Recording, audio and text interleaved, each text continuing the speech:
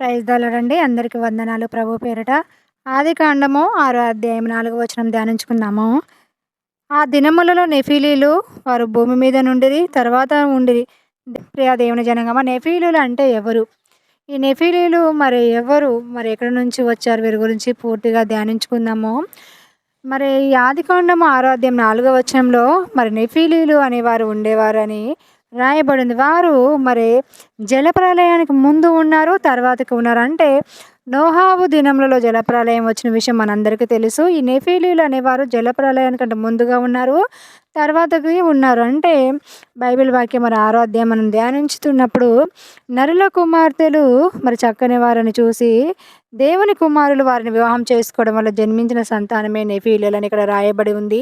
అంటే దేవుని కుమారులు అంటే ఎవరు అంటే మరి ఇక్కడ షేతు వంశానికి సంబంధించిన వారని చెప్పవచ్చు. ఆదాముకి 2 కుమారులను కయ్యూను, ఏబేలుని ఇచ్చినప్పుడు కయ్యూను ఏబేలును చంపి మరి కయ్యూను భ్రష్టత్వంలోకి వెళ్ళిపోయినప్పుడు దేవుడు ఆదాముకి మరి ఏబేలుకు ప్రతీకగా షేతుని ఇచ్చినప్పుడు ఆ షేతు వంశం ద్వారా మరి షేతు వంశము ఎప్పుడైతే మరి ఈ భూమి మీదకి వచ్చిందో అప్పుడు ప్రార్థన అనేది యెహోవాకు ప్రార్థన చేయడం అనేది ఆరంభించబడింది. ఈ భూమి మీద ఈ ప్రార్థన ఆరంభించిన తర్వాతకి దేవుణ్ణి ఆరాధిస్తూ స్తుతిస్తూ మరి షేతు వంశము వారు ముందుకు సాగుతూ భక్తి జీవితంలో తరతరాలు గడిచిపోతున్న సమయంలో మరి ఇక్కడ లేమెకు నోహావు కాడికి వచ్చేసరికి వారు భ్రష్టత్వంలోకి వెళ్ళిపోయారని చెప్పవచ్చు. ఎందుకంటే వీరు దేవునిలో ఉన్నప్పటికీ, దేవుని అనుసరిస్తున్నప్పటికీ వీరిలో కొందరు భ్రష్టత్వంలోకి వెళ్ళిపోయి నరుల కుమార్తెలను వివాహం చేసుకున్నారు. అంటే నరుల కుమార్తెలు అంటే ఎవరని మరి చూసినట్లయితే కయ్యూను సంతతి వారిని నరుల కుమార్తెలుగా అనవచ్చు. అంటే ఈ కయ్యూను సంతతిలో మరి కయ్యూను తన యొక్క సంతానం అనేది మరి కయ్యూను దేవుడికి మరి వ్యతిరేకంగా జీవించి కయ్యూను మరి తన యొక్క సోదరుని చంపి దేవుని యొక్క ఉగ్రతను మరి శాపాన్ని తెచ్చుకొని దేవుని సన్నిధి నుంచి త్రోసివేయబడినప్పుడు తూర్పుకి వెళ్ళినప్పుడు నోదు దేశంలో నివసిస్తూ ఈ కయ్యూను ఉన్నప్పుడు ఈ కయ్యూనుకి మరి వివాహం జరిగి సంతానం అభివృద్ధి చెందుతూ ఉంది. కానీ కయ్యూను దేవుడికి దూరమైన వ్యక్తి. మరి పశ్చాత్తాప పొంది మారు మనసు పొంది దేవుడి కృపను పొందుకొని మళ్ళీ దేవుడిలో జీవించుకుంటా అక్రమంగా అన్యాయంగా అతను జీవిస్తూ తన సంతానం కూడా అలా జీవిస్తూ వెళ్తున్న సమయంలో మరి లేమెకు కాడికి వచ్చేసరికి లేమెకు 2 భార్యలు ఉన్నారని ఆదా సెల్లా అని వీరికి చెప్తున్నాడు. లేమెకు కూడా కోపిష్టి.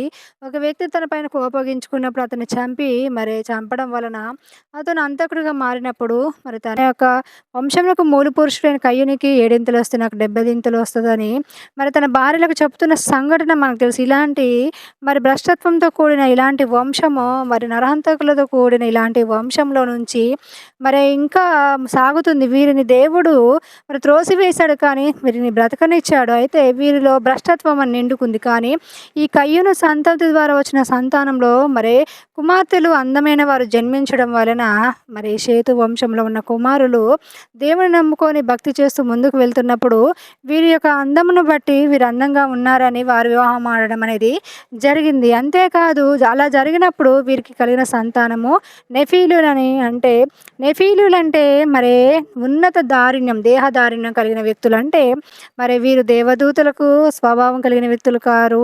నెఫీలులు అంటే దేవదూతలకి మనుషులకి మరి జన్మించిన వారు కాదు, మానవులకే జన్మించారు. కానీ ఎవరినంటే దేవుడిని మరి ప్రభువును తెలుసుకొని మారు మనసు పొంది రక్షణ తీసుకొని మరి ప్రభు సన్నిధిలో ప్రార్థిస్తూ ముందుకు వెళ్ళిన షేతు వారిని మరి దేవుని కుమారులని కయ్యూను మరి దేవుడికి దూరమై భ్రష్టత్వంలో జీవిస్తూ హత్యలు చేస్తూ మరి దౌర్జన్యంగా బ్రతుకుతున్న కయ్యూను వంశస్థులని నరుల కుమార్తెలుగా ఇక్కడ బైబిల్ వివరించడం జరుగుతుంది. ఎప్పుడైతే ఈ నరుల కుమార్తెలకు దేవుని యొక్క కుమారులకు వివాహం జరిగిందో వీరి నుంచి వచ్చిన సంతానమే నెఫీలీలని, వీరు ఉన్నత దేహధారిణం కలిగిన వారని చెప్పడం జరుగుతుంది.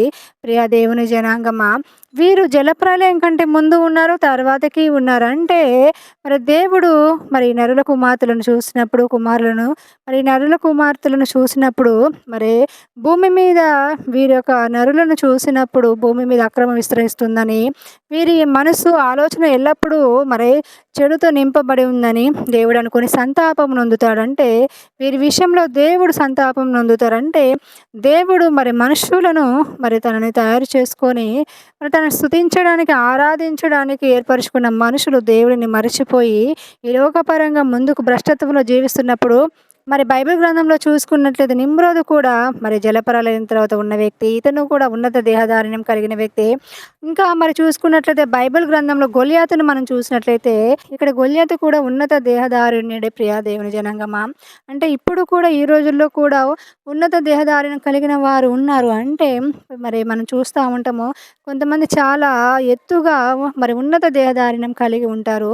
మనం ఈ లోకంలో చూస్తూ ఉంటాం. అంటే మరి మరి పురుషుడు స్త్రీ వివాహం చేసుకున్నప్పుడు కొన్ని అంటే స్త్రీ నుంచి పురుషుడి నుంచి కొన్ని క్రోమోజోములు అంటే ఒక శిశువు మరి జన్మించడానికి కొన్ని తల్లి వైపు నుంచి, తండ్రి వైపు నుంచి, వంశాల నుంచి కొన్ని క్రోమోజోములు కలయిక జరిగినప్పుడు మరి ఒక శిశువు జన్మిస్తది. ఆ విధంగానే మరి దేవుని కుమార్తెల నుంచి నరుల కుమార్తెలు వివాహం చేసుకున్నప్పుడు ఆ క్రోమోజోముల కలయిక వలన వారిలో ఒక రకమైన సంతతి వారు నెఫీలీలు అనేవారు జన్మించారు.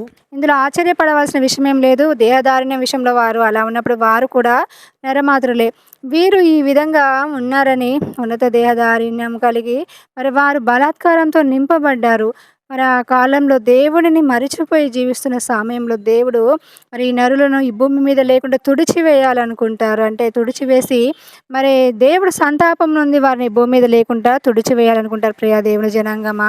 మరి మనము కూడా మన జీవితంలో మనము మారు మనసు పొంది రక్షణ తీసుకొని దేవుళ్ళో ముందుకు వెళ్తున్నాం. మనము దేవుని కుమారులు కుమార్తెలు ఉన్న మనము మరి నరుల కుమార్తెలను వివాహం చేసుకుంటే ఏమవుతుందంటే మనము మరి దేవుని మరి మార్గమును విడిచిపెట్టి భ్రష్టత్వంలోకి వెళ్ళినప్పుడు దేవుని యొక్క కోపం మన పైనకి వస్తుంది. అంతేకాదు ఈ నెఫీలీల కాలంలో దేవుడు అంటున్నారు వీరి యొక్క ఆయుష్ 120 సంవత్సరాలు అవుతుందని దేవుడు మరి చెప్పడం జరిగింది. అంటే మనము వంశం నుంచి మనం చూసినట్లయితే 900 సంవత్సరాలు మరి 800, 700 బ్రతికిన మరి ఈ జనాంగం అనేది నెఫీలీలు అక్రమంగా బ్రతకడం వలన ఇక్కడ నరుల కుమార్తెలు మరి దేవుని యొక్క కుమారులు వివాహం చేసుకొని మరి సంతానం అభివృద్ధి చెంది భ్రష్టత్వంలో జీవించి దేవుడికి దూరం కావడం వలన ఇక్కడ వీరి ఆయుష్ అనేది 120 సంవత్సరాలు అయింది.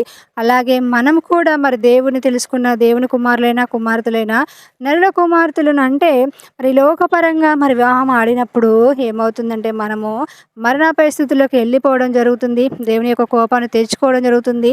మరి ఆ లోకంలో పరమైన వివాహం చేసుకొని మరి దేవుళ్ళలోకి రావడం అంటే అది చాలా కష్టసాధ్యమైన పని. కాబట్టి మనము దేవుని కృపను పొందుకొని ప్రార్థిస్తూ మరి దేవుని చిత్తానుసారంగా ముందుకు వెళ్ళాలి.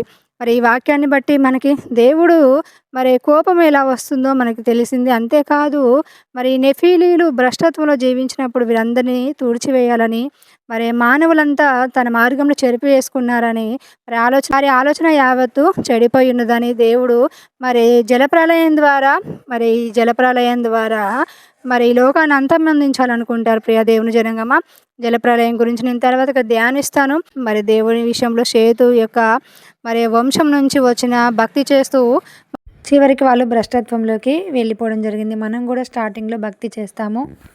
పోను కూడా మన భ్రష్టత్వంలో వెళ్ళిపోకుండా మరి ఈ విధంగా ఈ వాక్యాలను దేవుడి యొక్క ఉగ్రతను జ్ఞాపకం చేసుకొని మన చావైనా బ్రతుకైనా మన జీవితంలో కష్టమైన మేలైనా కీడైనా మార్గము కాబట్టి ప్రభువును తెలుసుకొని మరి ఆయన సిలువను మరి వెంబడిస్తూ ముందుకు వెళ్తూ మన జీవితాలను ఆశీర్వాదకరం వైపు మళ్లించుకొని మరి మన జీవితాలను కట్టుకోవాలి. ఈ వాక్యం మీ వినికిడిలో దీవించబడును గాక. ఆమేన్.